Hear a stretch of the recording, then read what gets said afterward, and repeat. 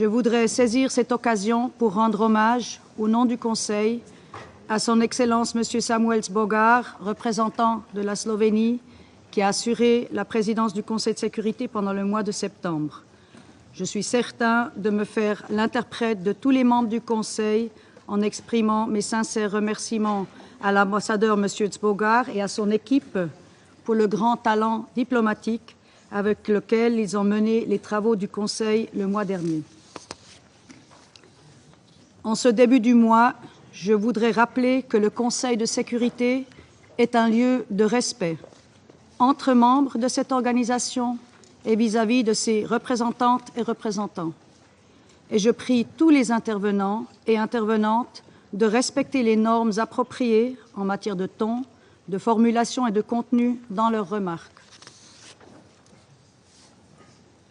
L'ordre du jour provisoire de la présente séance est la situation au Moyen-Orient. L'ordre du jour est adopté. Conformément à l'article 37 du règlement intérieur provisoire du Conseil, j'invite les représentants de l'Irak, d'Israël, de l'Italie, du Liban, de la République arabe syrienne et de la République islamique d'Iran à participer à la présente séance. Il en est ainsi décidé.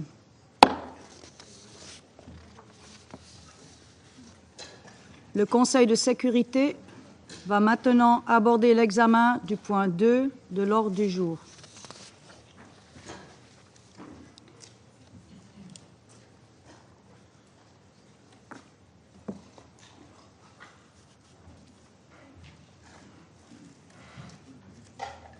Je souhaite chaleureusement la bienvenue au secrétaire général, son Excellence, M. Antonio Guterres, et lui donne la parole. Madam President, Excellencies, the raging fires in the Middle East are fast becoming an inferno.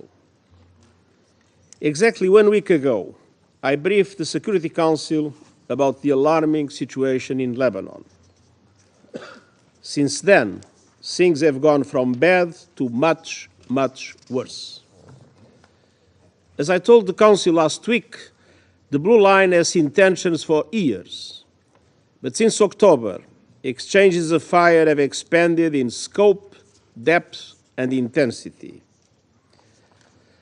I stated that almost daily exchanges of fire by Hezbollah and other non-state armed groups in Lebanon and the Israel Defense Forces are in repeated violation of Security Council Resolution 1701. I emphasize that the daily use of weapons by non-state armed groups is in violation of Security Council Resolutions 1559 and 1701.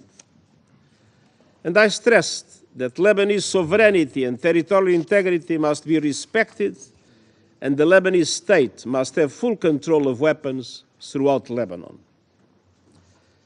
Madam President, in the few short days since then, we have seen a dramatic escalation, so dramatic that I wonder what remains of the framework this Council established with Resolution 1701. Israel forces have conducted relentless airstrikes across Lebanon, including Beirut. The United States and France, with the support of several other countries, have proposed a temporary ceasefire allowing for the restart of negotiations. Israel refused that proposal and stepped up its strikes, including bombing the Hezbollah headquarters where its leader was killed. And Hezbollah has continued rocket and missile attacks on Israel. And yesterday, the Israel Defense Forces conducted what it stated were limited incursions into southern Lebanon. UNIFIL peacekeepers remain in position, and the UN flag continues to fly despite Israel's request to relocate.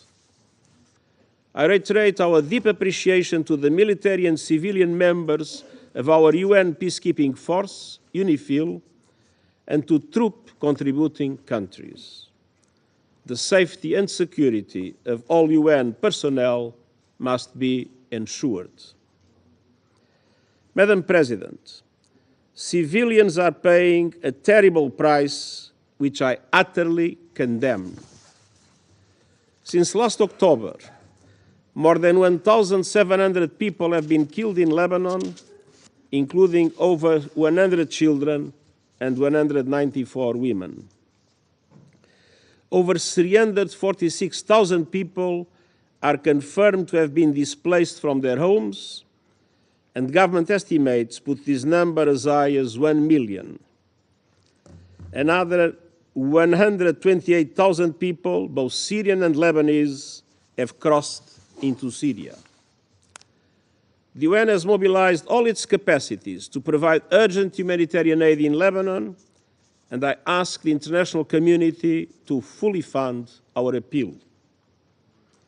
Since October 8th, Hezbollah attacks on Israel have killed 49 people, with over 60,000 people displaced from their homes. It is absolutely essential to avoid an all-out war in Lebanon, which would have profound and devastating consequences. Madam President, yesterday Iran launched approximately 200 ballistic missiles towards Israel. It stated it was in response to the killings of Hassan Nasrallah and the Islamic Revolutionary Guards Corps Commander Abbas Nilforushan last week, as well as that of Hamas leader Ismail Haniyeh in Tehran in July. Millions of people across Israel and the occupied Palestinian territory were forced to seek shelter. One person was killed from the Iranian strikes, a Palestinian in the occupied West Bank. As I did in relation to the Iranian attack in April, and as should have been obvious yesterday in the context of the condemnation I expressed, I again strongly condemn yesterday's massive missile attack by Iran on Israel. And these attacks, paradoxically, do nothing to support the cause of the Palestinian people or reduce their suffering. Almost 1 year has passed since the atrocious 7 October acts of terror by Hamas and the taking of hostages. And since last October, Israel has conducted in Gaza the most deadly and destructive military campaign in my years as Secretary General. The suffering endured by the Palestinian people in Gaza is beyond imagination. At the same time, the situation in the occupied West Bank, including East Jerusalem, continues to deteriorate with Israeli military operations, construction of settlements, evictions, land grabs, and intensification of settler attacks, progressively undermining any possibility of a two-state solution. And simultaneously, armed Palestinian groups have also used violence. Hamas has continued to launch rockets, and just yesterday, 7 Israelis were killed in a terror attack in Jaffa. Madam President, the events of the past week, the past months, and indeed nearly the past year make it clear. It's high time for an immediate ceasefire in Gaza, with the immediate and unconditional release of all hostages, the effective delivery of humanitarian aid to Palestinians in Gaza, and irreversible progress to a two-state solution. It's high time for a cessation of hostilities in Lebanon, re-election towards full implementation of Security Council resolutions 1559 and 1701, paving the way for diplomatic efforts for sustainable peace. It's high time to stop the sickening cycle of escalation after escalation that is leading the people of the Middle East straight over the cliff. Each escalation has served as a pretext for the next. We must never lose sight of the tremendous toll this growing conflict is taking on civilians. And we cannot look away from systematic violations of international humanitarian law. This deadly cycle of tit-for-tat violence must stop. Time is running out, and I thank you. Je remercie le secrétaire général de son exposé et je donne maintenant la parole aux membres du Conseil qui souhaitent faire une déclaration. Je donne maintenant la parole au représentant de la France. Madame la Présidente, je remercie le secrétaire général des Nations Unies pour son intervention et je tiens à lui redire le plein soutien et toute la confiance de la France. La France condamne les attaques par missiles balistiques perpétrées hier par l'Iran contre Israël. Attachée à la sécurité d'Israël, la France a mobilisé ses moyens militaires au Moyen-Orient pour parer la menace iranienne. Nous appelons l'Iran à s'abstenir de toute action susceptible de conduire à une déstabilisation supplémentaire et à un embrasement régional. Nous condamnons aussi l'attaque terroriste qui a visé des civils à Jaffa. La France rappelle la nécessité de mettre fin à l'escalade militaire dans la région qui ne fait qu'aggraver l'instabilité et accroître l'insécurité et dont les populations civiles sont les premières victimes. Au Liban, la situation est grave. Les opérations militaires s'intensifient.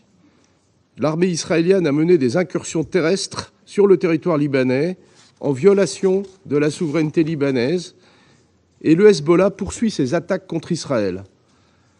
Comme l'a rappelé le ministre de l'Europe et des Affaires étrangères, Jean-Noël Barrot, lors de sa visite à Beyrouth le 30 septembre, la France est opposée à toute opération terrestre israélienne au Liban et elle appelle à la cessation des attaques indiscriminées contre les civils. La France condamne les frappes aériennes israéliennes qui ont provoqué un nombre considérable de victimes civiles, ainsi que les attaques du Hezbollah contre Israël et sa population. Il faut un cessez-le-feu au plus vite au Liban. La France appelle les parties à se saisir sans délai de l'appel et des propositions du président de la République française et du président des États-Unis, avec le soutien de nos partenaires, en vue de parvenir à un cessez-le-feu ouvrant la voie à un règlement diplomatique du conflit. Il est impératif de restaurer la souveraineté et l'intégrité territoriale du Liban. Au sud Liban, le cadre est clair. Il faut mettre en œuvre intégralement la résolution 1701. Elle est reconnue tant par le Liban que par Israël comme le cadre pour parvenir à une stabilité durable le long de la ligne bleue et offrir des garanties de sécurité pour les deux pays. Les déplacés doivent pouvoir retourner chez eux en toute sécurité, en Israël comme au Liban. La France réaffirme son engagement au sein de la FINUL et elle salue le travail des casques bleus. Avec près de 700 soldats, la France y prend toute sa part. Il faut que toutes les parties au conflit garantissent la protection des casques bleus. C'est une obligation qui s'impose à elles. La France rappelle également la nécessité d'un cessez-le-feu immédiat et durable à Gaza, permettant un accès humanitaire complet à la population, la libération immédiate de tous les otages et la reprise des négociations en vue de mettre en œuvre de façon effective la solution à deux États. Madame la Présidente, les civils doivent toujours et partout être protégés. La France rappelle l'impératif de respect du droit international humanitaire. Il est temps que le Conseil de sécurité fasse preuve d'unité et puisse d'une seule voix demander de travailler à la désescalade dans la région. La France poursuit ses efforts en ce sens, en lien avec ses partenaires. Je vous remercie. Je remercie le représentant de la France et je donne maintenant la parole à la représentante du Royaume-Uni. Thank you, President.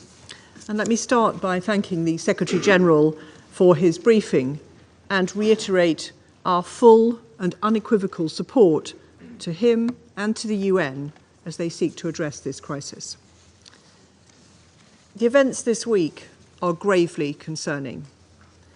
Yesterday, the Iranian regime launched over 200 ballistic missiles at Israel. We categorically condemn this act of aggression, which escalates an already dangerous situation.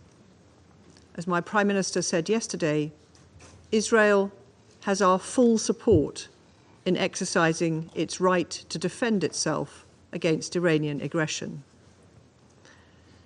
President, we are deeply concerned about the prospect of further escalation in Lebanon and across the region. We have been clear.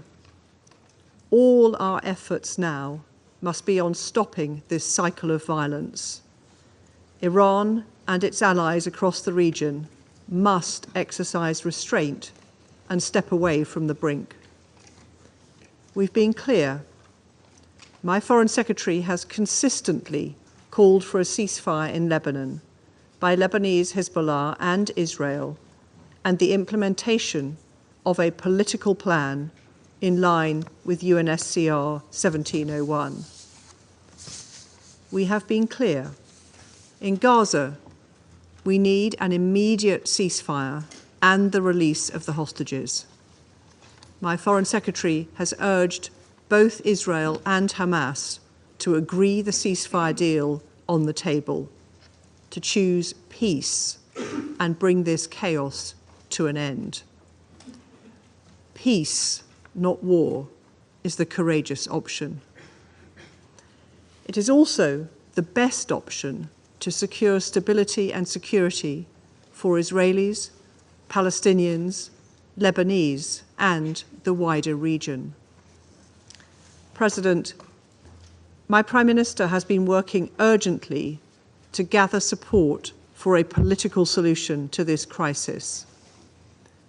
Only a ceasefire in Lebanon and Gaza would create the space to agree a political plan consistent with UNSCR 1701 that allows for the sustainable return of displaced Israeli and Lebanese civilians to their homes.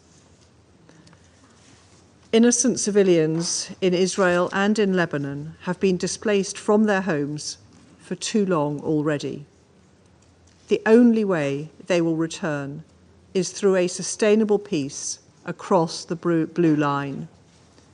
The conflict in Lebanon is causing devastating consequences for civilians, especially for women and children, and draws us closer to a wider regional conflict. President, we cannot let Lebanon become another Gaza. With mounting civilian casualties and hundreds of thousands of displaced people, all parties must do everything possible to protect civilians and fully respect international humanitarian law. A widening of the conflict is in no one's interest. The actions taken now will impact a generation. I call on all actors to step back from the brink and find a political resolution. I thank you. Je remercie la représentante du Royaume-Uni et je passe maintenant la parole à la représentante de Malte. Thank you, President. And at the outset, allow me to congratulate you on assuming the presidency of the Council and thank Slovenia for its leadership in steering our work in September. I also thank the Secretary-General for his remarks. I reiterate our continued and unwavering support to him and thank him for his continued leadership and moral compass whilst guiding this organization through such difficult times. Malta echoes the Secretary-General in condemning the continued and escalatory hostilities across the Middle East. This vicious cycle of violence, inevitably leading to a regional conflict, is extremely concerning. It must be brought to an end. Repeated strikes across Lebanon and Israel, and Israeli operation across the Blue Line, continued rocket fire into Israel by Hezbollah, and the latest Iranian missile attacks on Israel, together with continued rhetoric and threats by relevant parties to continue escalating hostilities, are only paving the way towards a bleak and desolate future for the entire region. Amid the worst displacement crisis in the country's history, we are witnessing yet another man-made humanitarian catastrophe. We cannot be silent in light of this deterioration. Furthermore, we strongly condemn yesterday's missile attack on Iran by Israel, We call on Tehran to immediately halt such actions, which only contribute towards expanding a complex web of tensions and push the entire region closer to the precipice. We also condemn the terror attack in Jaffa yesterday, which killed 6 Israeli civilians and wounded 9 others. President, the Israeli-Hamas war, the resulting humanitarian crisis in Gaza, and situations elsewhere in the West Bank and East Jerusalem are the core of the explosive situation we now find ourselves in. These are the devastating consequences of unchecked conflicts. This human suffering is a high price that the people across the Middle East are paying on a daily basis. We stress that indiscriminate bombings, destruction of civilian infrastructure, and mass displacements are violations of international law. All parties must abide by their obligations under international humanitarian law and prioritize the protection of civilians. Furthermore, we emphasize once again that Security Council resolutions are legally binding. They must be respected and implemented. Along the blue line, it is only through the full implementation of Resolution 1701 that the displaced residents of Israel and Lebanon can be able to return to their homes in peace and security. Furthermore, Lebanon must be free of weapons held by militant groups outside the authority of the Lebanese state. We stress the need to establish an area free of armed weapons, other than those of the government of Lebanon and of UNIFIL, between the Blue Line and the Litani River. Violations of Lebanon's territorial integrity and sovereignty, including through Israeli airstrikes and overflights across Lebanon, must cease. A dramatic escalation in Lebanon will only move us further from this goal. In the current crisis, UNIFIL also assumes a fundamental stabilization role. The safety and security of UN peacekeepers is paramount. Also, as a troop-contributing country, we call on all parties to protect and support the important mission of UNIFIL. In Gaza, we reiterate our call for an immediate and permanent ceasefire, the safe return of hostages to Israel, and the full implementation of relevant Security Council resolutions. We continue to support all diplomatic initiatives aimed at de-escalation across the region, including the efforts of the members of this Council. In conclusion, President, the region is witnessing a descent into all-out war, despite months of warning. The narrative for war must end, and the narrative for peace must begin. More importantly, this Council must act in a united and decisive manner. Now is the time to speak with one voice and unequivocally call for an end to all hostilities. The people of the Middle East are waiting for us. The world is waiting for us. Thank you. Je remercie la représentante de Malte et j'invite maintenant la représentante des États-Unis à prendre la parole. Thank you, Madam President. We look forward to working closely with you during your presidency of the Council this month. I also want to thank Slovenia for your successful conclusion of your presidency during the month of September. I wish to thank Secretary General Guterres for his briefing today. Colleagues, yesterday, Iran's Islamic Revolutionary Guard Corps, the IRGC, launched nearly 200 ballistic missiles at Israel. Tragically, there has been a confirmed death of a Palestinian civilian in the West Bank. Iran's stated intention was to avenge the deaths of 2 IRGC-supported terrorist leaders and an IRGC commander by inflicting significant damage and death in Israel. Thankfully, and through close coordination between the United States and Israel, Iran failed to achieve its objectives. This outcome does not diminish the fact that this attack, intended to cause significant death and destruction, marked a significant escalation by Iran. It does not negate the need for immediate Council action. This is a moment for this Council to speak out. with one voice and condemn Iran for its unprovoked attack against another member state, and equally important to impose serious consequences on the IRGC for its actions.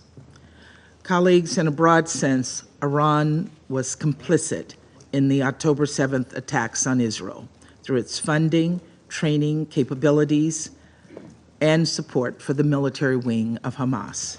And after Hamas's horrific attack carried out nearly a year ago today, the United States sent a clear message to Iran.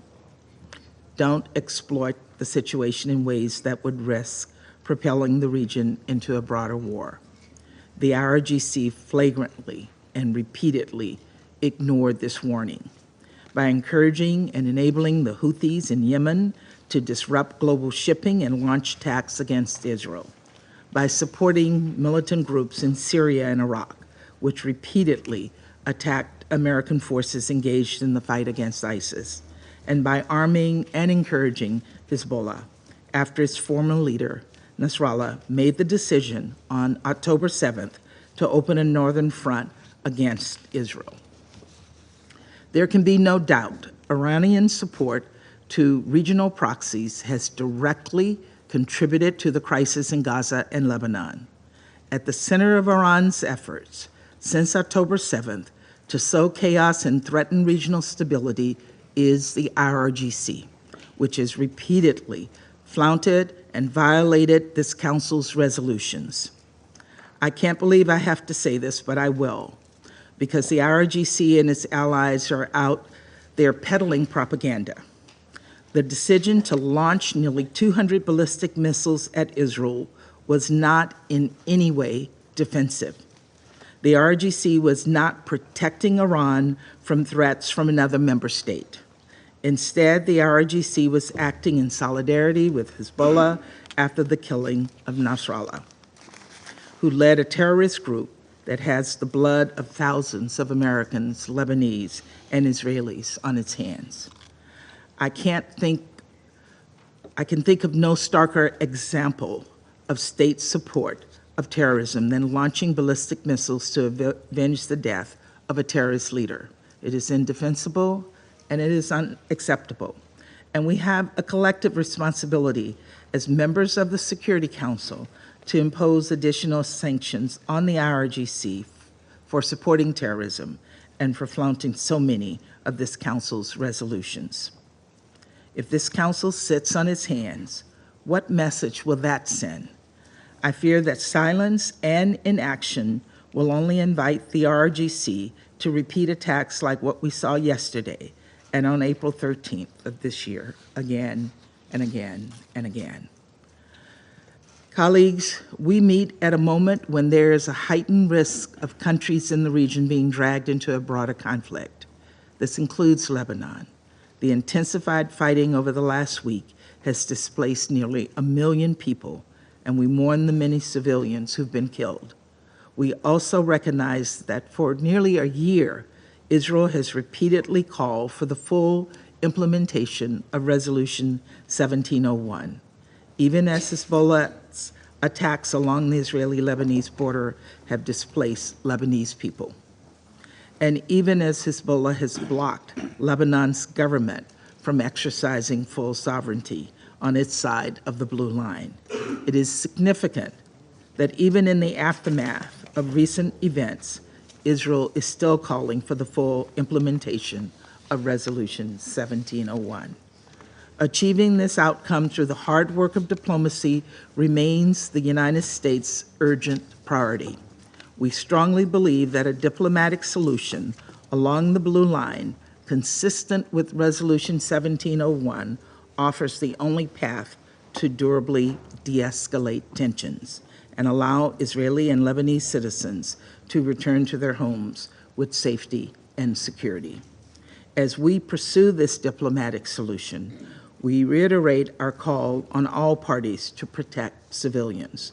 We also underscore our support for UNIFIL and emphasize that all parties must ensure UNIFIL personnel remain secure. Colleagues, we are also committed to doing everything possible to end the war in Gaza, where Palestinian civilians have been caught in the crosshairs of war, where dire humanitarian crisis persists. That's why we're working to bring about a ceasefire deal with release of hostages, consistent with Resolution 2735. The events of the past week should send an unambiguous message to Hamas's leadership, which continues to cower in tunnels beneath Gaza. Hezbollah and Iran will not rescue you. The only path forward is a ceasefire agreement. We must double down on diplomatic solutions that would ensure the safety of people across the region. As we do, there should be no doubt. The United States will continue to support Israel's right to defend itself against Hezbollah, Hamas, the Houthis, and any other Iranian-supported terrorists. Of course, how Israel defends itself matters. We continue to make clear that measures must be taken to minimize civilian harm. Colleagues, as President Biden emphasized following yesterday's attack, the United States is fully supportive of Israel. Our actions have been defensive in nature. Let me be clear. The Iranian regime will be held responsible for its actions, and we strongly warn against Iran or its proxies taking actions against the United States or for their actions against Israel. Colleagues, this moment of great risk is a test of this Council. It is imperative that we unequivocally condemn Iran's attack and demand that it cease its support for terrorism in the region. People in Israel, in Gaza, and the West Bank, in Lebanon, and across the region deserve a durable peace, and it is far past time for this Council to hold Iran accountable for fanning the flames of war. Thank you, Madam President. Je remercie la représentante des États-Unis et je donne la parole maintenant au représentant de la République de Corée. Thank you, Madam President. I would like to thank Slovenia for their able leadership as President of the Council during the month of September. Let me also take this opportunity to congratulate you, Madam President, for assuming the presidency for October. I express my deep gratitude to the Secretary General for his briefing today and his tireless efforts for peace in the Middle East. This is a moment of reckoning for the Security Council. Resolution 1701 has been violated by all parties on the ground. A broader regional war with the potential to devastate not just Lebanon and the region, but far beyond, is dangerously knocking on our door. Our repeated calls for urgent restraint have been ignored. Both the regional stability and the credibility of this Council are now in jeopardy. Let there be no misunderstanding. It was Hamas' brutal attacks in broad daylight that set this escalation in motion. However, neither October 7th nor the ensuing response give any actor the right to violate the international norms and institutions that the United Nations and the global community have built over decades, including international humanitarian law, Security Council resolutions, and the sovereignty and territorial integrity stipulated under the UN Charter.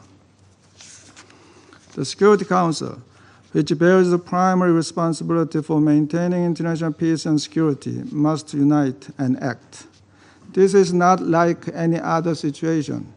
This conflict has the potential to broaden and deepen, involving many countries without clear limitations in geography, and with far-reaching implications on international politics, economics, and even humanity as a whole. This demands more than passive condemnation. The Security Council must do something significant now to prevent the situation from plunging deeper into the abyss. The very raison d'etre of the Security Council is at stake here. Indeed, now is the time for the Security Council to draw a firm line in the sand. No actor should be given a green light of impunity or a blank check to operate far beyond the rule of law. We cannot afford to be paralyzed by frustration or helplessness. Colleagues, let me conclude by fully echoing the statement made by the Secretary General yesterday. And I quote, "I condemn the broadening of the Middle East conflict with escalation after escalation. This must stop. We absolutely need a ceasefire," unquote. I thank you. Je remercie le représentant de la République de Corée et j'invite la représentante de Slovénie à prendre la parole. Thank you, Madam President. First, allow me, on behalf of Ambassador Bogar and our entire team, to thank you sincerely and other members for your kind words, and also to wish to congratulate you and your team for assuming the presidency of the Council for October. Wish you all the best. We thank the Secretary General for his briefing. Madam President, in the last 2 weeks, we have met several times to discuss the situation in the Middle East. It has become increasingly clear that the current escalation is gaining its own, even more dangerous momentum. The actions and reactions of actors involved are dragging the region further away from peace and closer to an all-out war.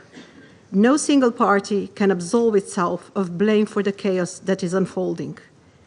This has become a crisis of retaliation and vengeance, where each strike fuels the next. Let me be clear, the region needs full and immediate de-escalation. For this to happen, a ceasefire on all fronts is urgent. We condemn the recent escalation in the Middle East. This includes Iranian attack on Israel. It includes Israeli attacks on Lebanon and the escalation between Hezbollah and Israel. We call on Israel to revoke the ground operation in southern Lebanon. It also includes continuous Israeli military operation in Gaza, and it includes yesterday's terror attack in Jaffa. We see deeply troublesome parallels. Escalation from any side only leads to further violence, not security or peace. We want to underline more violence cannot bring more stability and security in the region or beyond. War is not a solution to the problems in the Middle East. There is no military solution to the crisis. We call on all countries and actors to show restraint, and to everyone with influence must exert it.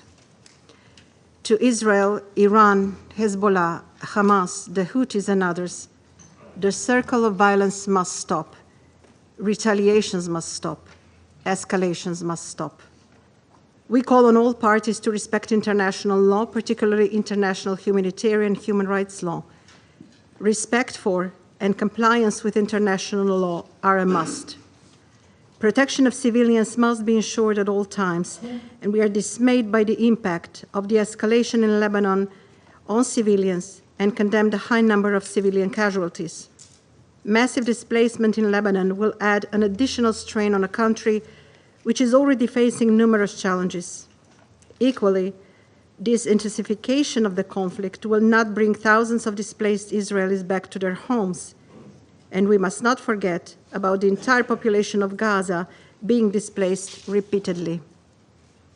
There is a dire need to recommit and fully implement Resolution 1701. This Council must stand united in its call for de-escalation and ceasefire. We repeat our call for safety and security of UNIFIL to be ensured at all times. We also take this opportunity to express our full support to the work of the United Nations and the Secretary General in this crisis. We appeal to Israel to reconsider today's announcement. It is high time to strengthen the role of diplomacy and to prioritize peace. We support all initiatives which could bring stability about peace. Ceasefire negotiations related to Lebanon and to Gaza are utmost needed. We underline this Council has primary responsibility for maintenance of international peace and security. The region is standing at a precipice. We are a step away from an all-out war that threatens not only the region, but global peace and stability. In the complex history of the Middle East, the Council has made various attempts to shoulder its responsibility. It is now on us, these 15 countries sitting by this table, to unite and call out for an all-out ceasefire. I thank you, Madam President. Je remercie la représentante de Slovénie et j'invite le représentant d'Algérie à prendre la parole. Madam President,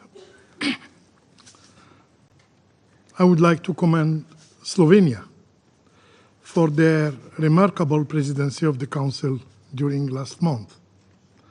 And I also congratulate Switzerland for assuming the presidency for this month and assure them of Algeria's full support. I extend my sincere gratitude to Mr. Antonio Guterres for his comprehensive briefing. And I express Algeria's full solidarity, admiration, and support for the Secretary General following the incredible decision of the Israeli occupying authorities to declare him persona non grata. This decision reflects a clear disdain of the UN system and the entire international community.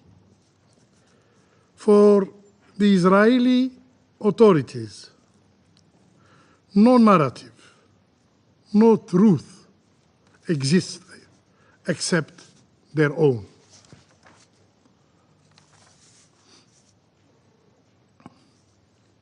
Madam President,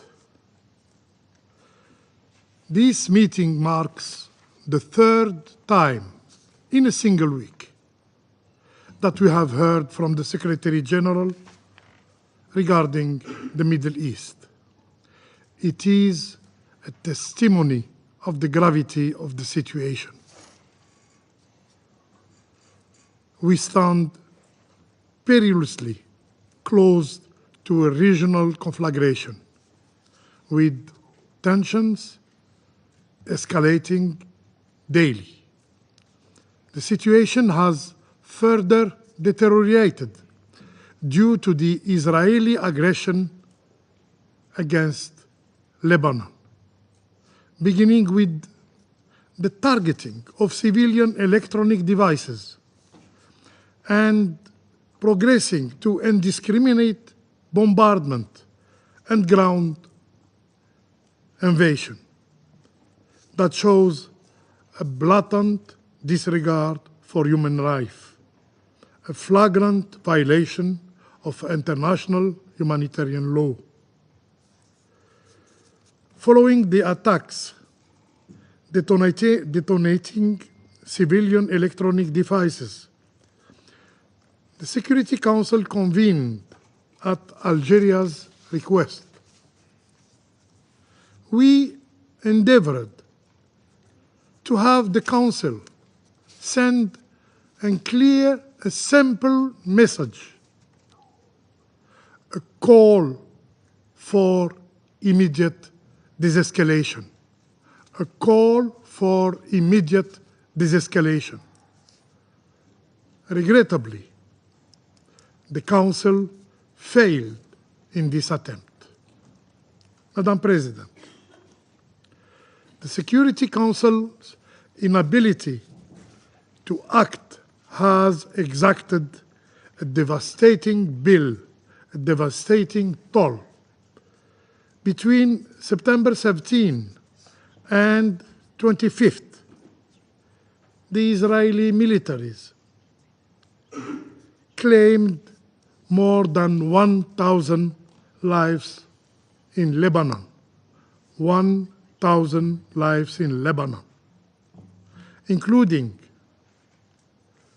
87 children and 156 women,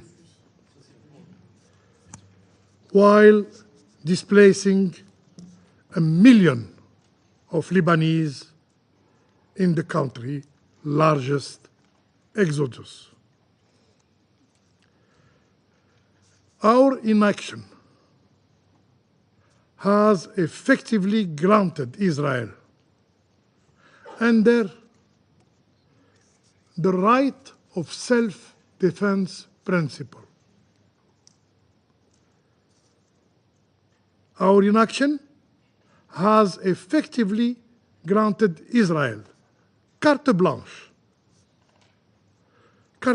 to continue its rampage in Gaza, in West Bank, carte blanche to escalate against Lebanon and pursue the bloody agenda of death and destruction. Now we hear the new rhetorics of desescalation through escalation. Strange. This is a dangerous fallacy. Escalation inevitably breeds further escalation for years to come. This surge in violence has derailed efforts to implement Resolution 2735 and has severely compromised any prospect for calm in Lebanon and the wider region. The Security Council must act with greater resolve to be relevant, simply to be credible.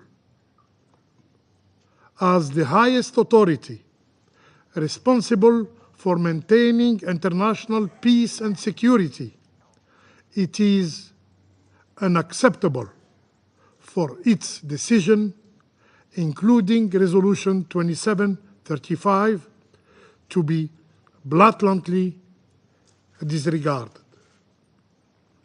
Israel is not above the law, and we must hold it accountable.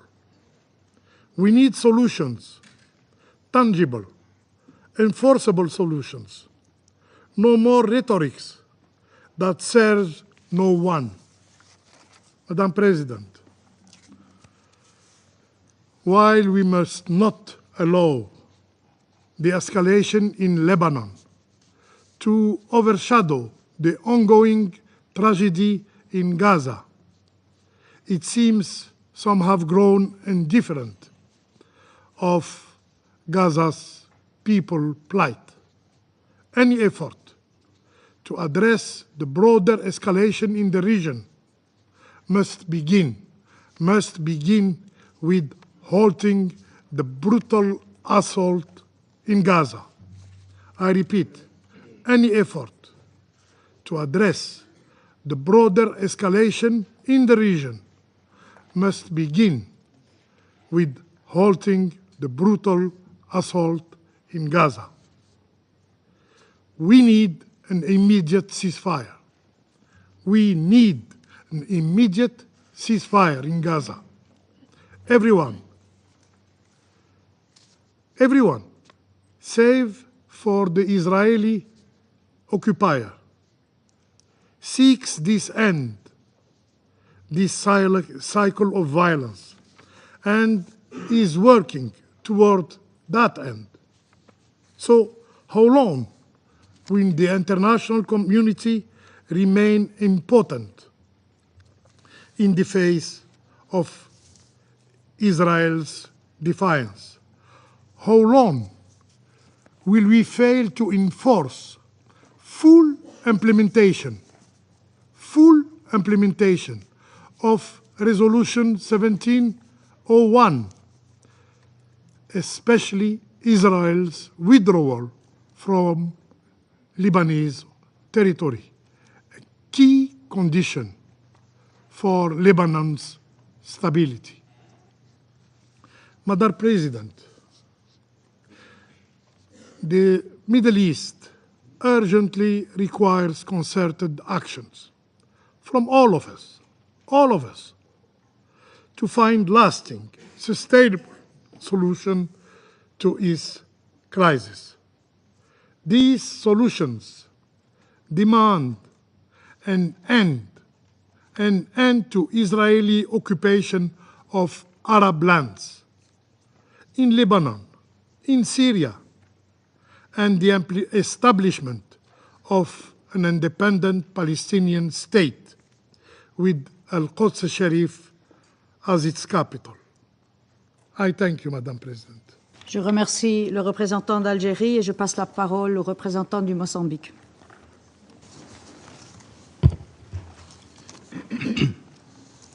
Madam President, allow me first to congratulate Switzerland on assuming the presidency of the Security Council in this very challenging month of October.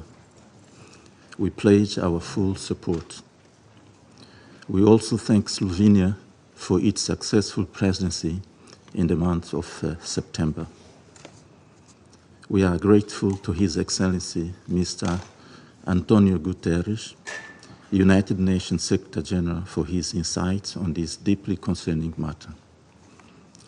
Madam President, the Middle East remains a region of intense and complex geopolitical dynamics, shaped by historical legacies, power struggles, and intricate relationship among various states and non-state actors, significantly shaping the region's landscape. The Palestine question, a central and profoundly impactful issue, continues to influence diplomatic relations and strategic interests, not only within the region, but also globally. The ongoing conflict and the quest for a two-state solution continue to be pivotal in discussion about peace and stability in the Middle East. Amidst the ongoing Israel strikes in Gaza, Beirut, and beyond, Iran has recently launched ballistic missiles into Israel, marking a sharp escalation in regional tensions. This action is reportedly in retaliation for the recent killing of Hezbollah and Hamas leaders by Israel airstrikes.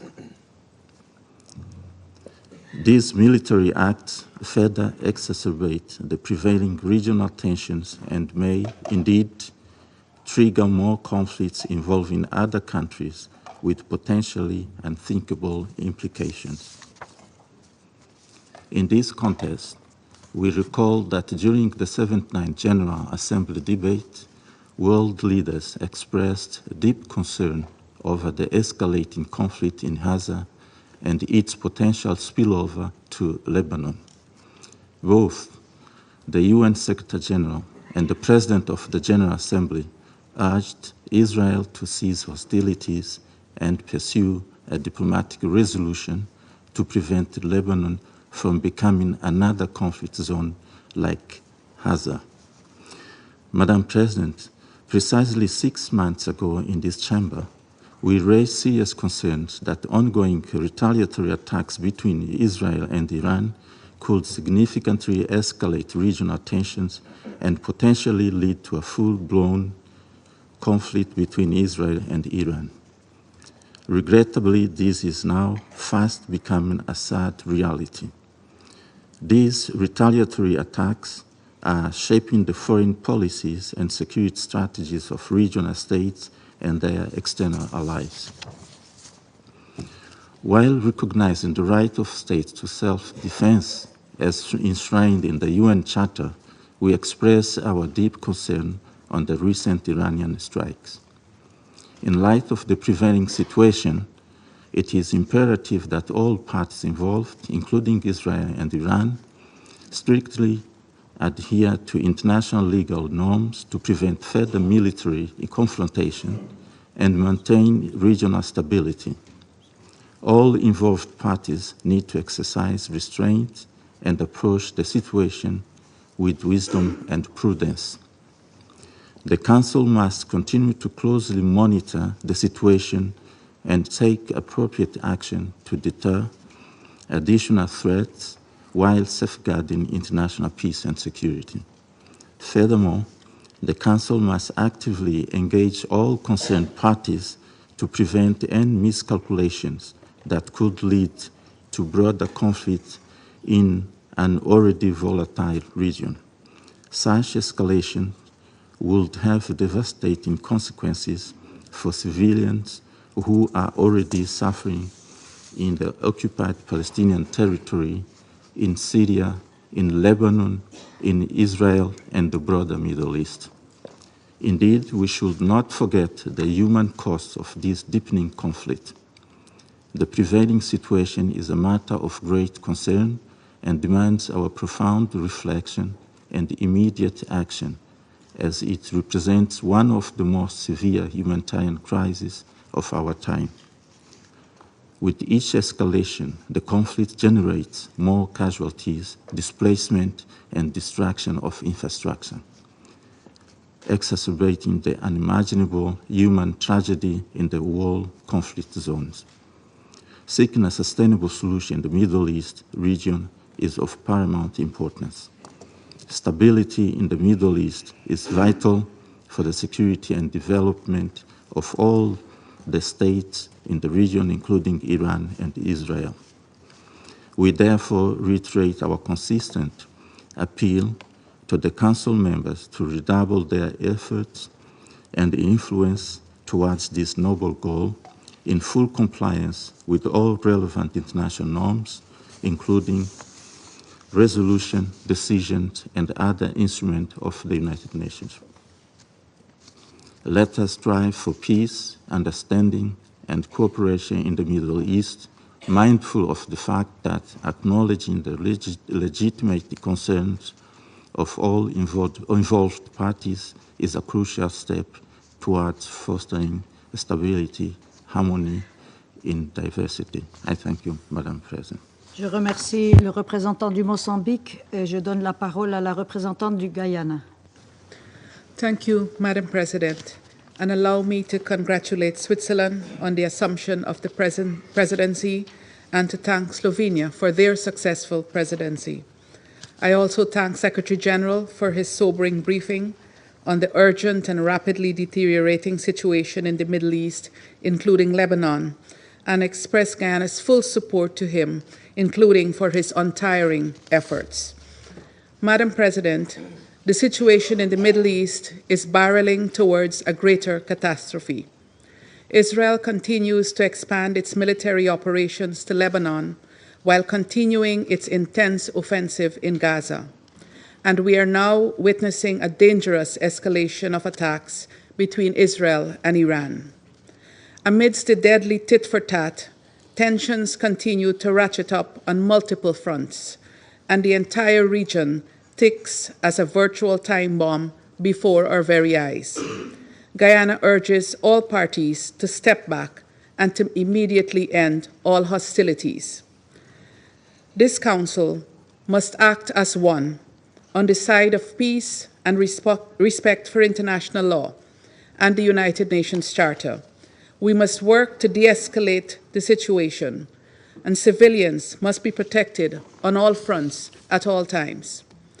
Madam President, when we met last week to discuss Lebanon, it was clear to every member of this Council that disastrous consequences could ensue from a wider armed conflict in that country.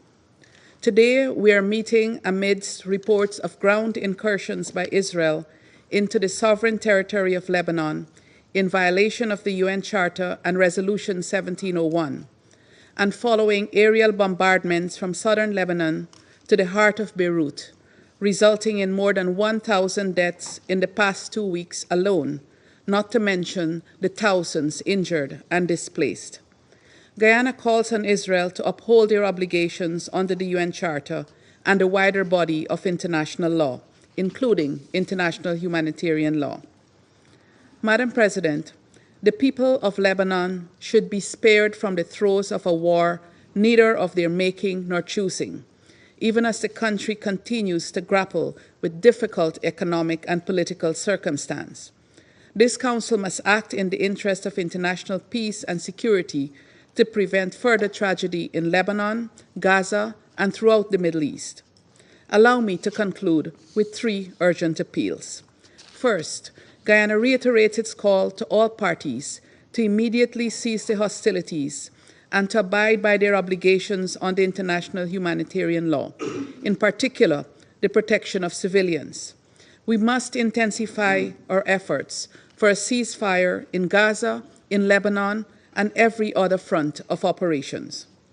This Council must use all of its available tools to contribute to a diplomatic solution and to the full implementation of Resolution 1701, which provides a clear path for resolving this conflict in a manner that ensures that peace and security can be enjoyed by the people of both Lebanon and Israel.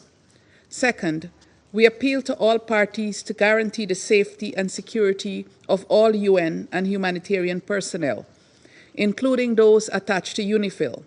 As is the case with all UN personnel, UNIFIL has operated under extremely difficult circumstances over the past year and is undoubtedly being placed in a position of much greater risk as hostilities heightened in their area of operations.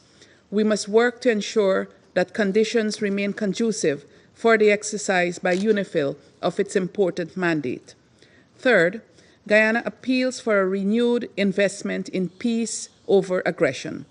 Let us enable the former at the expense of the latter, as we strive to save the present generation from the continuing scourge of war. As Council members, let us act together in favor of the millions of civilians who are paying the heaviest price in these senseless wars. Justice and peace demand that we do no less. I thank you. Je remercie la représentante du Guyana et j'invite le représentant du Japon à prendre la parole. Thank you, Madam President. First of all, let me express our gratitude to Slovenia for their successful presidency in September, and congratulate Madam President on your assumption of the presidency for October, and we express our full support to your presidency. I also would like to thank Secretary General for his sobering and important briefing today. Since last October, the world has witnessed an unconscionable spiral of violence in Gaza, the West Bank, Lebanon, Yemen, Syria, and beyond. The recent developments in Lebanon are particularly worrying. We are seriously concerned about the ground operation conducted by Israel Defense Forces in Lebanon. We cannot tolerate any further escalation. In this vein, Japan once again calls for an immediate ceasefire between Israel and Hezbollah. All parties need to demonstrate their recommitment to the full implementation of relevant UN Security Council resolutions, including Resolution 1701. Japan pays respect to the UN staff and personnel on the ground, devoting the high cause under the severe circumstances. Their security must be ensured. Now, we are seeing the growing needs of the civilians in Lebanon who are facing the onset of a displacement crisis. Thus, Japan reiterates its call on all parties to immediately take all measures to prevent any further civilian casualties and adhere to international law, including international humanitarian law, to prioritize the protection of civilians and ensure humanitarian access. Madam President, the escalation in Lebanon will drag the Middle East into a wider conflict, as was seen yesterday. Japan is deeply concerned about the attacks conducted by Iran using ballistic missiles against Israel. These attacks further deteriorate the current situation in the Middle East. We strongly condemn such an escalation. Secretary General issued a statement that condemned the broadening of the Middle East conflict, and we reiterate his call for an immediate ceasefire. In April, when this council was convened following Iran's large-scale attack against Israel, many of us stand that it constitutes an unprecedented development. However, we have seen what was unprecedented occurring twice within the last 6 months. This clearly shows the Middle East is following a dangerous path that could lead to a catastrophe. We must not let this happen. In this regard, Japan amplified our call to all parties to exercise maximum restraint work towards de-escalation,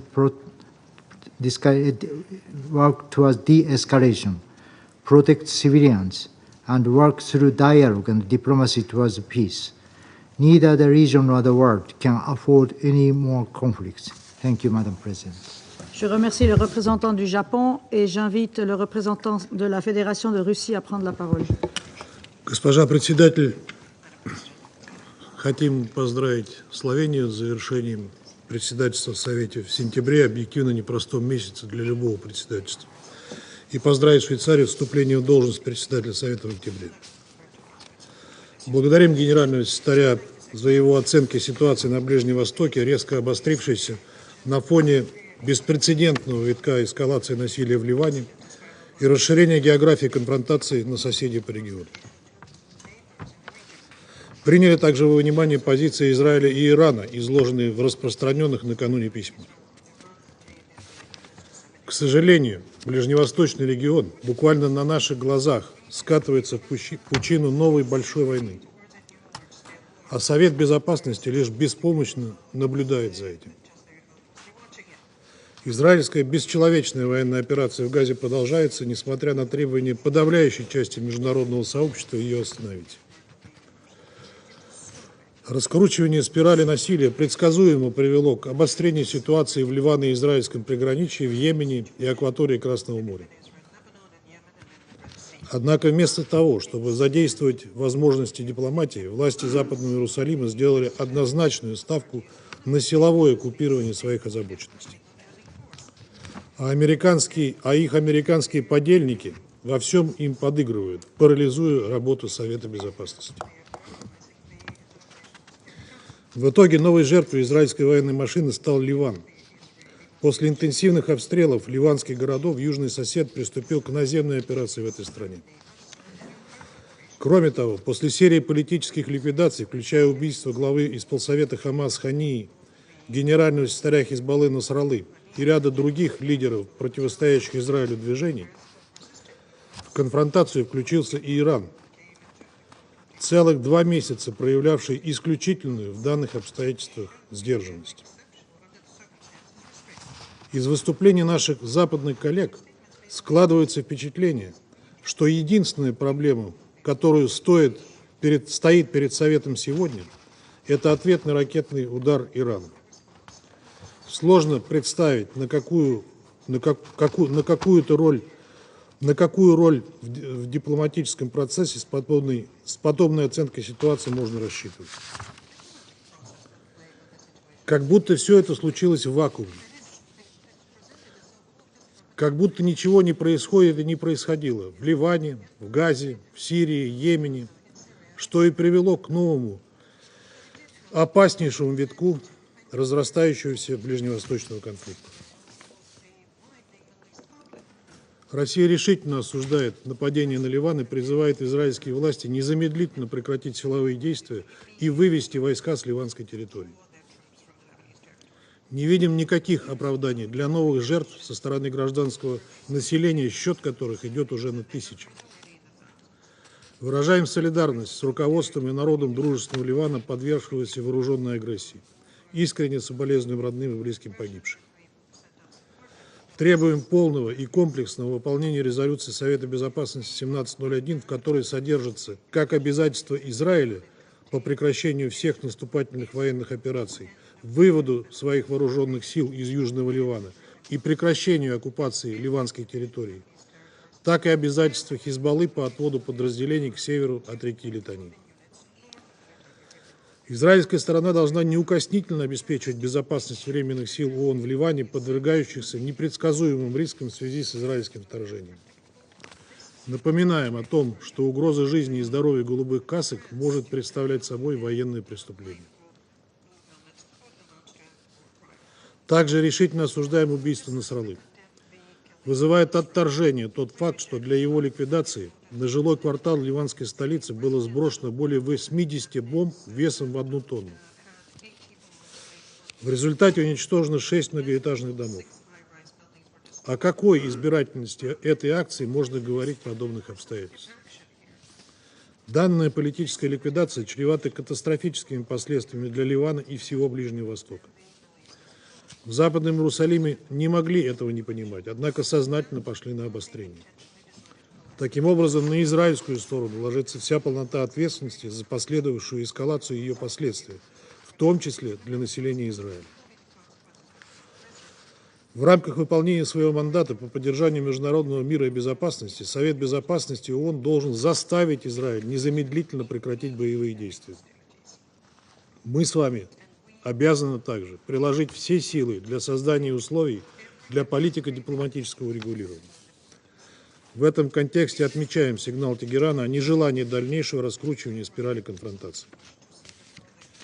Госпожа председатель, Совет Безопасности в последнее время часто и, казалось бы, вполне справедливо подвергается критике за неспособность остановить насилие в зоне палестино-израильского противостояния.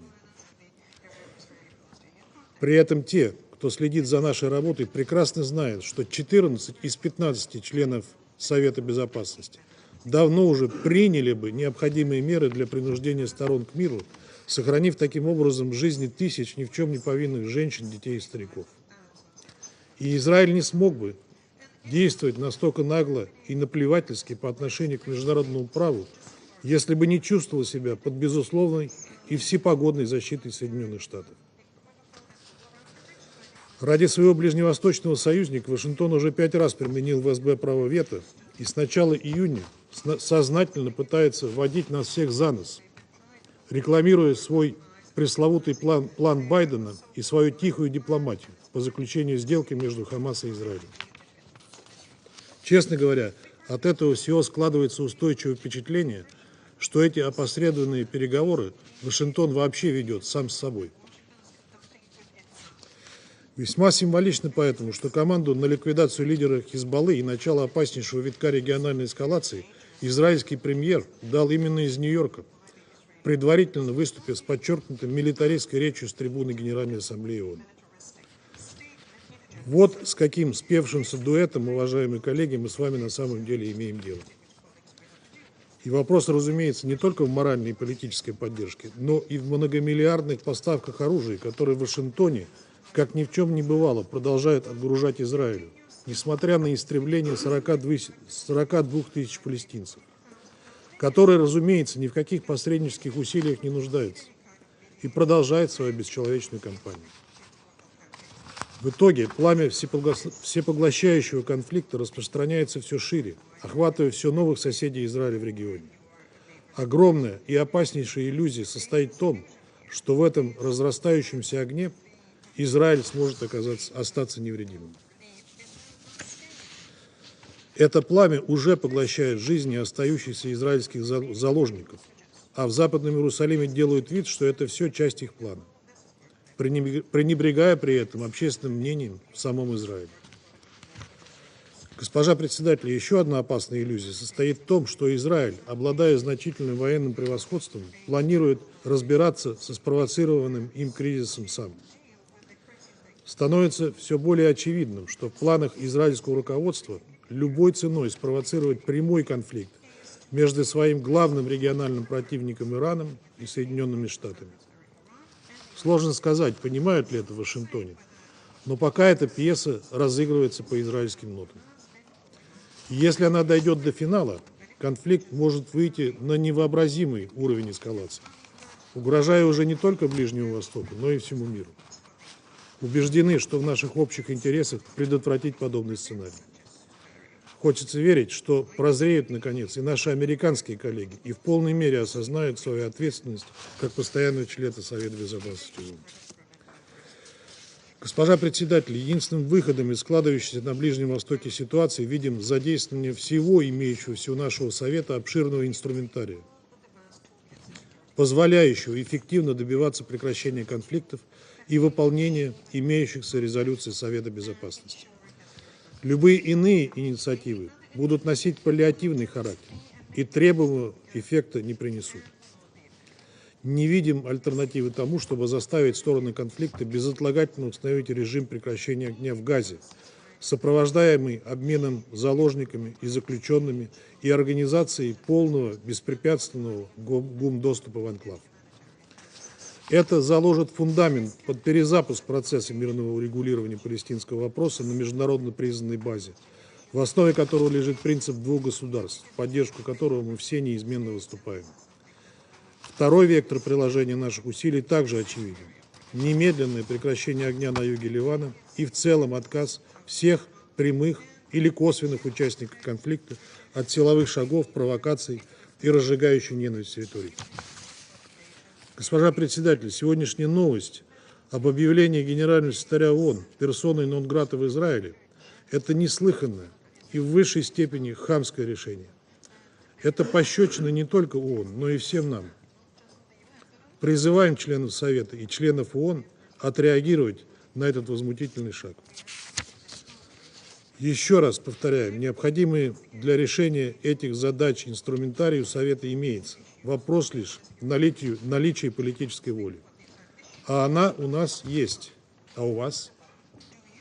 Призываем всех как можно скорее дать ответ на этот вопрос. Благодарю вас. Je remercie le représentant de la Fédération de Russie et je passe la parole au représentant de la Sierra Leone. Madam President, the Security Council has been convened in the most difficult of circumstances concerning the Middle East.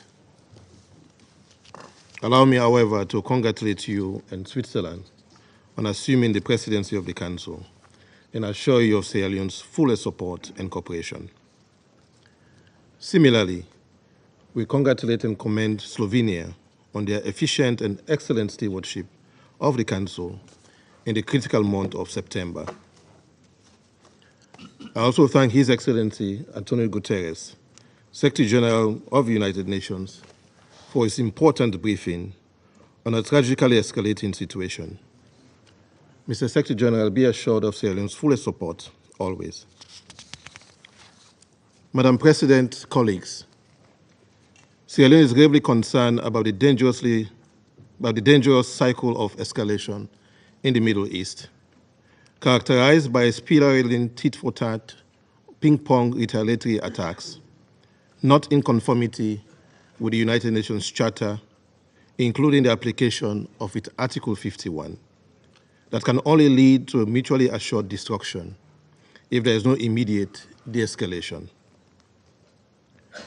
Despite the resonance and resolute call for ceasefire by our leaders in the general debate of the 79th session of the United Nations General Assembly, and repeated calls by members of this Council for ceasefire and restraint, it must be clear to all that we now have a regional conflict with multiple fronts in Gaza and violence in the West Bank, in Lebanon, where its sovereignty and territorial integrity is being violated, retaliatory attacks between Israel and Iran, as well as with the Houthis in Yemen.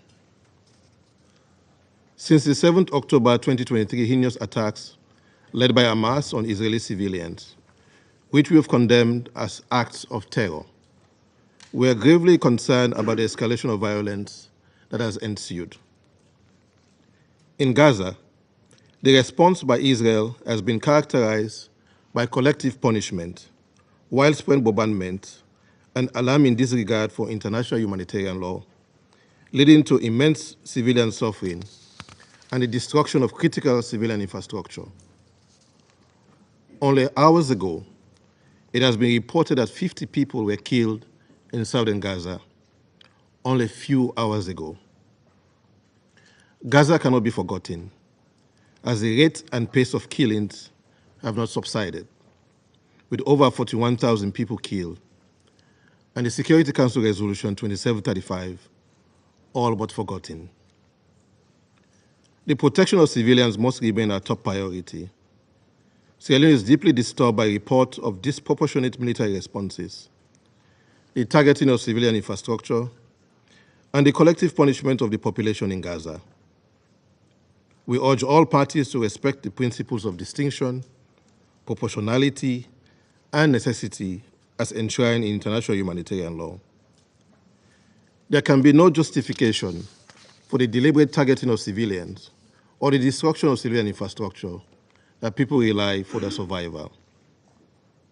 We continue to call for unhindered humanitarian access to Gaza, The blockade and siege has left civilians in desperate need of food, water, medical supplies, and basic services.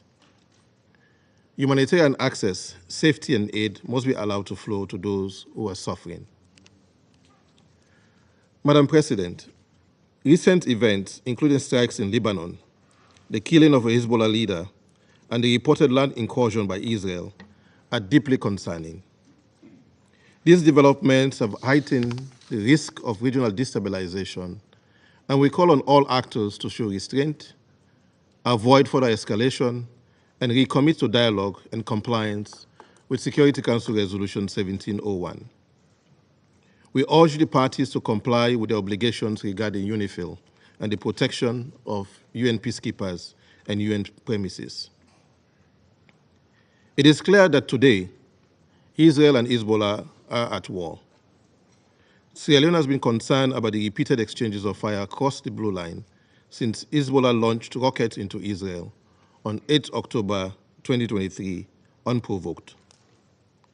While the exchanges of fire were largely confined to the immediate vicinity of the Blue Line for a short period, we observed the gradual intensification along and increasing well beyond the Blue Line, causing civilian casualties and infrastructure damage, destruction of farmlands, and displacement of tens of thousands of civilians. Members of this council, including Sierra Leone, have been expressing the risk of the danger of miscalculation, a wider and devastating regional conflagration as a consequence of the conflict between Israel and Hamas. Today, Middle East is at war. We note the declaration of Israel to return displaced residents and further declaration of Hezbollah on a ceasefire in Gaza. We express deep concerns over the dangerous rhetoric relating to the achievement of respective military objectives by the conflicting parties. In this regard, Sierra Leone reiterates that military action is not the best course of action to achieve the stated objectives of the parties. Sierra Leone therefore calls on the parties to use diplomatic channels, including United Nations good offices, to avoid further escalation and risking a war that will include actors outside of the region. This Council must now stand united in calling for full implementation of all relevant Security Council resolutions, including Resolution 1701 and 1559. All sides must agree to a ceasefire as a precursor to the resettlement of displaced residents in the south of Lebanon and in the north of Israel peacefully. Madam President, a letter dated 1st October 2024 from the Permanent Representative of Iran to the United Nations addressed to the President of the Security Council confirms what we all witness as reported by global news media, to the effect that, and I quote, the armed forces of the Islamic Republic of Iran carried out a series of missile attacks against the military and security target of, end of quote, the State of Israel. The leadership of Israel has vowed to further retaliate. Sierra Leone condemns all attacks that violate international law and the UN Charter, including, as aforesaid, the blatant misapplication of Article 51. We join the UN Secretary General in condemning, and I quote, the broadening of the Middle East conflict with escalation after escalation. This must stop. We absolutely need a ceasefire, end of quote. The path to peace cannot be paved with violence. A sustainable solution can only be achieved through genuine dialogue and diplomacy, addressing the legitimate rights and concerns of the conflicting parties, most particularly the aspirations of both the Palestinian and Israeli people. This includes the right of the Palestinian people to self-determination and the right of Israel to security within its recognized borders. In conclusion, Madam President, Sierra Leone continues to call for the parties to consider the global implications of their actions and to recommit to a cessation of hostilities. We urge the Security Council, our council, to act decisively to halt the violence, enforce a ceasefire, the release of hostages and prisoners, facilitation of access to humanitarian aid, ensure accountability, and work towards a just and lasting solution that respects the rights of all peoples. Let us end the occupation of Palestine, as the International Court of Justice has called for, implement the two-state solution, and choose a future of peace, stability, and dignity for both Palestine and Israel. Sierra Leone stands firm in its commitment to peace, justice, and international law. I thank you. Je remercie le représentant de la Sierra Leone et j'invite le représentant de la Chine à prendre la parole. 主席，我祝贺瑞士担任本月安理会轮值主席，感谢斯洛文尼亚作为上月主席所做的工作。我感谢法国要求召开这次紧急会议，我也感谢古特雷斯秘书长所做的通报。在此，我愿重申，中国坚定支持秘书长的工作，反对以色列对秘书长的无端指责。主席，在过去2周，中东局势，特别是黎巴嫩局势急转直下。在黎巴嫩境内数千台通讯设备被远程操控同时引爆后，以色列对黎巴嫩南部和东部实施多轮大规模空袭。昨天，以色列又对黎巴嫩发动地面攻势，实施军事入侵。以色列还对叙利亚发动了密集的空袭。伊朗也对以色列的军事和安全目标实施了导弹袭击，并致函安理会，说明了他们的立场。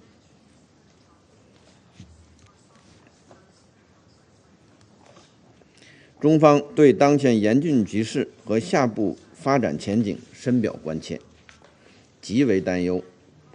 我们呼吁切实尊重各国主权、安全和领土完整，重申反对一切违反国际关系基本准则的行为，谴责一切针对平民的暴力袭击。我们赞同联合国方面的立场，即任何以色列越境进入黎巴嫩的行为都侵犯黎巴嫩的主权和领土完整，都违反安理会第1701号决议的规定。去年10月以来，暴力冲突循环往复，在中东地区一再上演。以色列罔顾国际社会的要求立即停火的呼声，执意推进军事行动，导致冲突延宕和扩大。当前，一场全面战争一触即发，在此关键时刻，任何煽动性言论和挑衅性行动都极端危险，极易引发误判，带来连锁反应，使局势轮番升级，甚至完全失控。我们敦促所有各方，特别是以色列，厉行克制，避免采取任何可能导致局势进一步升级的行动。主席，冲突已经造成前所未有的人道灾难。我们看到，加沙已经是人间炼狱，在黎巴嫩也有大量民用设施被毁坏，数千人伤亡，超过100万人背井离乡，包括大批巴勒斯坦难民。我们呼吁冲突各方遵守国际人道法红线，切实保护平民安全。我们支持联合国人道系统采取紧急行动，为缓解巴勒斯坦和黎巴嫩的人道局势做出努力。中方重申尊重联黎部队中立性，切实保障联合国维和人员安全的重要性。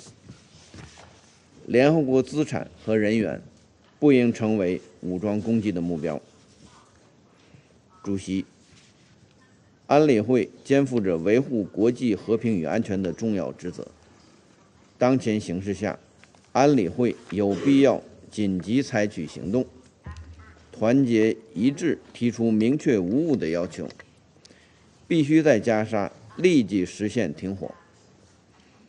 必须停止暴力循环，必须全力防止战争蔓延，必须推动有关各方回到政治和外交解决的轨道。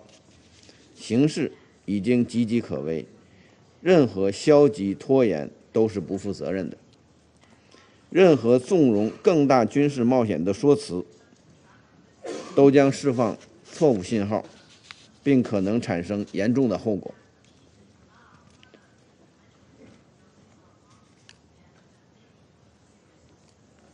我们希望有影响的大国拿出真诚、负责任的态度，切实发挥建设性作用，避免局势进一步动荡。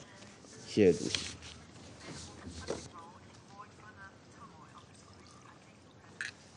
Je remercie le représentant de la Chine et je passe la parole au représentant de l'Équateur. Gracias, señora presidenta. Permítame primero felicitar a su delegación por asumir la conducción del Consejo este mes y por reiterarle el respaldo total de nuestro país. De igual manera, agradecer a Eslovenia por la excelente conducción de este Consejo durante el mes pasado. Quiero resaltar y reiterar el respaldo de mi país al trabajo del Secretario General a favor de la paz, así como de todas las agencias de las Naciones Unidas en este sentido. Gracias, Presidenta, y agradezco a Francia por haber solicitado esta sesión de emergencia para que este Consejo considere el deterioro de la situación en Líbano e Israel, desarrollos recientes que colocan en situación de extrema vulnerabilidad al Medio Oriente. Gracias, Secretario General, por la sobreinformación que nos ha proporcionado, por su llamado a la comunidad internacional para movilizar los más de 400 millones de dólares en asistencia humanitaria que necesita el Líbano en estos momentos y sobre todo por su permanente compromiso con la desescalada del conflicto y el cese al fuego. Debemos empezar por recordar que nos encontramos a apenas 5 días de que se cumple un año de los ataques terroristas de Hamás, injustificables y condenables, que originaron la actual espiral de violencia que vive la región. La causa palestina no puede ser utilizada por Hezbollah y otros grupos extremistas para tratar de explicar en vano sus actos de terrorismo, como es el asesinato de niños mientras jugaban fútbol en Majdal Shams en julio pasado. El Ecuador reconoce el derecho inmanente de la legítima defensa de los Estados miembros de las Naciones Unidas en caso de ataque armado en los términos consagrados en el artículo 51 de la Carta. Debe detenerse la escalada de violencia que nos ha sido descrita y que incluye bombardeos aéreos e incursiones, lanzamiento de cohetes, de misiles balísticos, actos de terrorismo que siguen exponiendo la vida e integridad de civiles inocentes. En Gaza se han registrado decenas de miles de civiles muertos, incluyendo mujeres y niños. El derecho internacional humanitario debe ser respetado. Los trabajadores humanitarios deben contar con todas las facilidades para cumplir su labor. Su vida debe ser respetada. Los estados involucrados, los organismos regionales y la comunidad internacional en su conjunto deben desplegar todas las estrategias diplomáticas y políticas para lograr el cese de las hostilidades.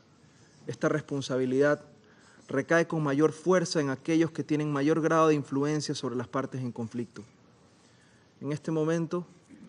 Este es el momento de tomar decisiones concretas, orientadas a alcanzar acuerdos conducentes a una paz duradera y sostenible. Las resoluciones 1701, 1559, 2722 y 2735 del Consejo de Seguridad deben ser acatadas sin demora, pues su incumplimiento constituye una transgresión al derecho internacional. Debemos evitar otro desastre humanitario, dejando sin pretexto a quienes desean más violencia. Señora Presidenta, colegas, Ortega y Gasset afirmó, y cito, «Es falso decir que lo que nos determina son las circunstancias. Al contrario, las circunstancias son el dilema ante el cual tenemos que decidirnos, pero el que decide es nuestro carácter». Cierro cita. Ni la responsabilidad colectiva del Consejo de Seguridad, ni la paz que constituye el valor superior de la humanidad pueden estar supeditadas a las tensiones e intereses de la geopolítica. Para finalizar, reitero que el Ecuador apoya toda iniciativa que persiga el restablecimiento de la paz y su sostenibilidad. Gracias. Merci le représentant de l'Équateur et je vais faire maintenant une déclaration en ma qualité de représentante de la Suisse. Nous remercions le secrétaire général de son intervention. La Suisse est préoccupée au plus haut point face au dernier développement au Moyen-Orient. Le risque d'une guerre régionale dont nous mettons en garde depuis maintenant presque un an est sur le point de devenir réalité. En vue des innombrables vies civiles en danger, il est impératif que tous les acteurs dans la région cessent immédiatement leurs hostilités pour permettre une désescalade et que ce Conseil assume pleinement son rôle. L'intensification des hostilités entre Israël et le Hezbollah, y compris les informations faisant état d'incursions terrestres israéliennes, tout comme les tirs d'environ 200 000 missiles balistiques par l'Iran sur le territoire israélien, sont inacceptables. Il en va de même pour les offensives menées par les Houthis et d'autres groupes armés dans la région. Toutes ces attaques doivent immédiatement cesser. La Suisse condamne la spirale de violence de ces dernières semaines. Elle met en danger la vie des civils dans toute la région. Les victimes civiles se comptent en dizaines de milliers, dont d'innombrables enfants. Plusieurs millions sont déplacés de force en raison des hostilités. La population civile paye ainsi le prix lourd de cette escalade militaire au Liban, dans tout le territoire palestinien occupé et en Israël. Le dialogue est le seul moyen pour éviter une guerre régionale. La Suisse soutient tous les efforts en vue de solutions diplomatiques pouvant mener à un arrêt immédiat des violences dans toute la région. Toutes les parties et ceux qui ont une influence sur elles doivent maintenant faire preuve d'un maximum de retenue. La Suisse appelle toutes les parties à agir dans les limites imposées par le droit international, y compris la Charte des Nations unies. La souveraineté et l'intégrité territoriale de tous les pays dans la région doivent être respectées. De plus, la volonté de ce Conseil est claire. Toutes ces résolutions doivent être mises en œuvre. Cela concerne les résolutions exigeant un cessez-le-feu à Gaza et demandant la libération immédiate et inconditionnelle des otages. Cela vaut également pour celles sur la sécurité maritime en mer Rouge. De même, nous appelons encore une fois avec insistance à un retour à la cessation des hostilités de part et d'autre de la ligne bleue, ainsi qu'à un réengagement immédiat quant à la mise en œuvre de la résolution 1701. Cette résolution est reconnue par tous. Elle dresse un chemin pour résoudre les causes sous-jacentes du conflit et permettre aux populations au Liban et en Israël de vivre en paix et sécurité. Le droit international humanitaire doit impérativement être respecté par toutes les parties, en toutes circonstances, et indépendamment de la question de la licéité du recours à la force. Cela comprend le strict respect des principes relatifs à la conduite des hostilités, tels que la distinction entre civils et combattants, la proportionnalité et la précaution dans l'attaque. La Suisse condamne toutes les violations du droit international ayant eu lieu ces derniers jours, y compris les attaques balistiques d'hier de l'Iran sur Israël. La Suisse condamne également toutes les violations du droit international humanitaire et de toute violence contre les civils, comme les actes de terreur à Jaffa hier ou les attaques croissantes des colons en Cisjordanie. Monsieur le secrétaire général, la Suisse renouvelle son soutien à l'engagement et les bons offices de l'ONU dans la région. Cela concerne en particulier la FINUL et UNSCOL. La FINUL, à laquelle la Suisse contribue par l'intermédiaire de l'ONUST, accomplit actuellement son travail dans un environnement extrêmement dangereux pour réduire les tensions et assurer la liaison entre les parties. La Suisse réitère aussi son plein soutien au travail du secrétaire général. En outre, l'ONU fournit actuellement, en collaboration avec d'autres organisations, une aide humanitaire à tous les civils dans le besoin. Nous appelons à nouveau à la protection du personnel de l'ONU, en particulier du personnel humanitaire et du personnel de maintien de la paix.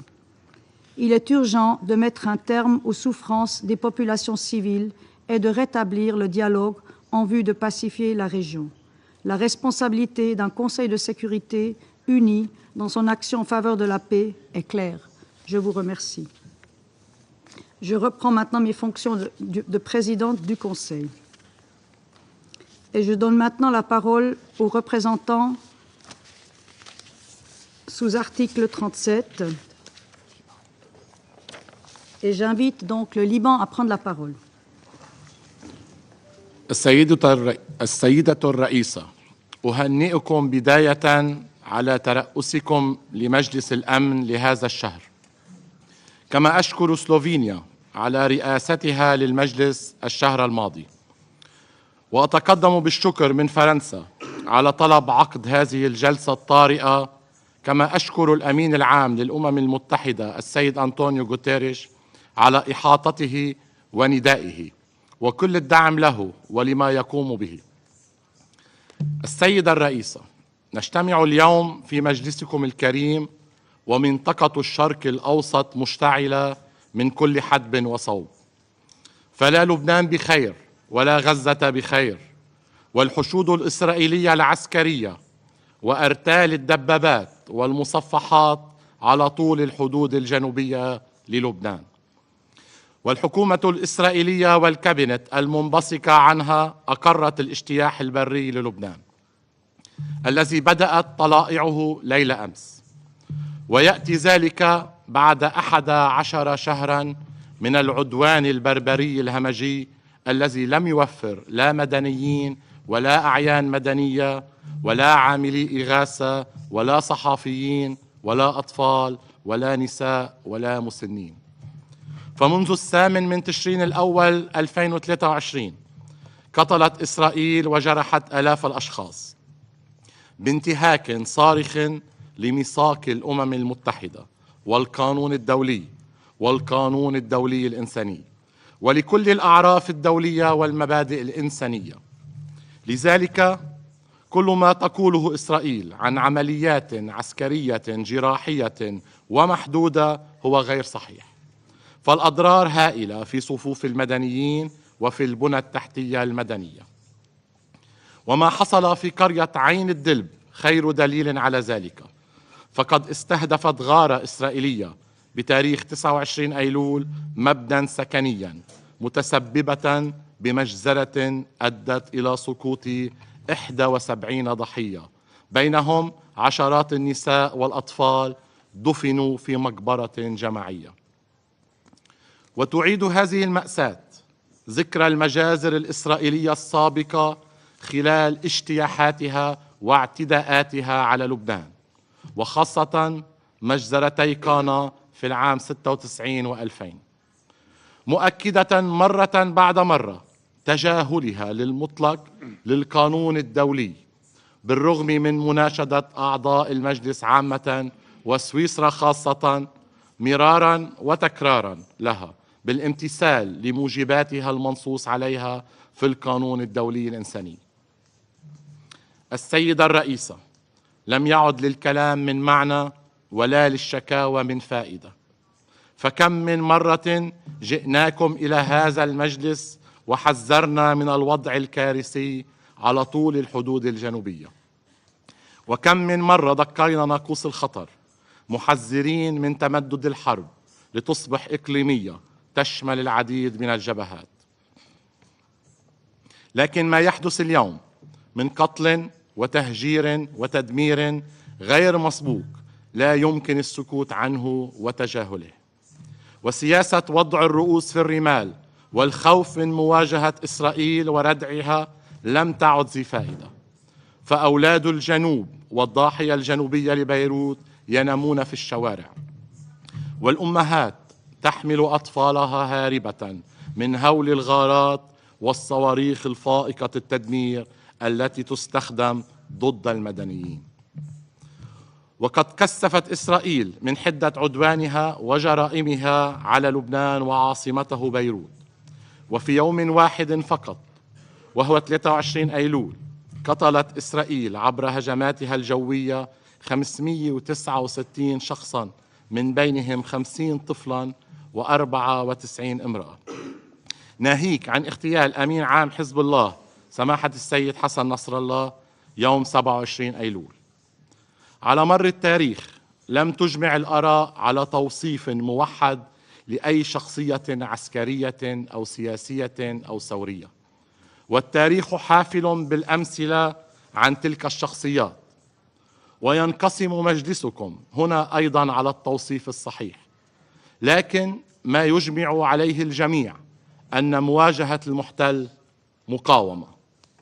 السيدة الرئيسة، كما قلنا ورددنا سابقا، وكما قال دولة رئيس الحكومة في خطابه أمام هذا المجلس الأسبوع الماضي، وكما ردد وزير خارجية لبنان مرارا وتكرارا، أن شعب لبنان وحكومة لبنان يرفضون الحرب ويريدون تطبيق القرار 1701 بكافة مندرجاته، ونشر الجيش اللبناني في الجنوب على طول الحدود البرية بمؤازرة من قوات اليونيفيل، وهو الحل الوحيد لهذه الحرب العمياء وهذا العدوان الهمجي.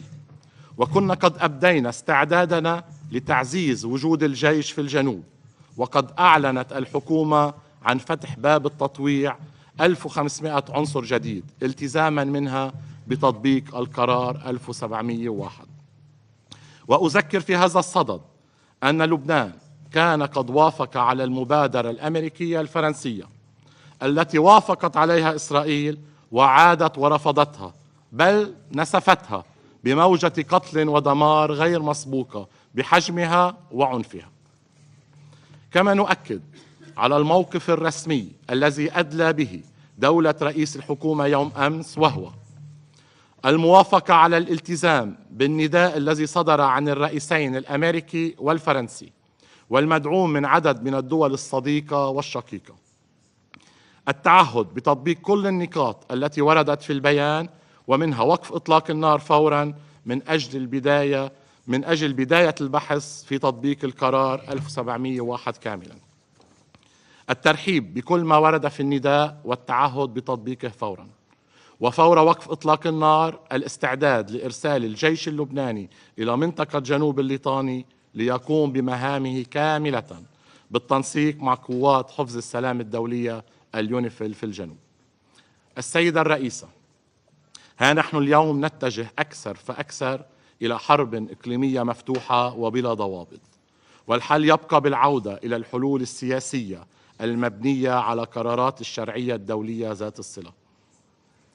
فهذا الوضع مرشح للاستمرار طالما أن القرار 1701 لم يطبق كاملا، وطالما أن التركيز هو على فرض حلول عسكرية بدل الحلول الدبلوماسية. كذلك فإن الوضع في فلسطين مرشح للاستمرار بالتفاقم والتدهور وزيادة منسوب القتل والدمار والعنف ما لم تطبق القرارات الدولية، خاصة 2735 242 و 338 حول حل الدولتين وقيام الدولة الفلسطينية. من هنا وجوب تحمل مجلس الأمن مجتمعا مسؤوليته لمنع انفجار الشرق الأوسط برمته والخروج من هذا النفق المظلم.